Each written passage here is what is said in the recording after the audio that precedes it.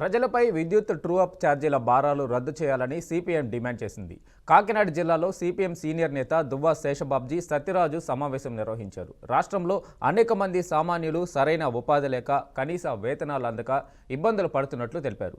ధరలు విపరీతంగా పెరగడంతో కుటుంబ పోషణ కష్టంగా మారిందన్నారు.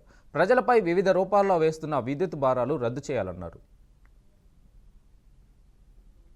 ప్రజలకి ఇచ్చినటువంటి హామీలను మరిచి వాగ్దానాలను కూడా తుంగలో తొక్కి రాష్ట్రంలో ఉన్నటువంటి చంద్రబాబు నాయుడు బీజేపీతో లాలోచీపడి కరెంటు బిల్లుల్ని చాలా విపరీతంగా పెంచినటువంటి పరిస్థితి ఈరోజు కనపడుతుంది. దాని ప్రభావం ఈవేళ ప్రజల యొక్క జేబులు చిల్లులుబడి మార్కెట్లో వస్తువులు కొనలేనటువంటి పరిస్థితి కూడా దాపురించింది.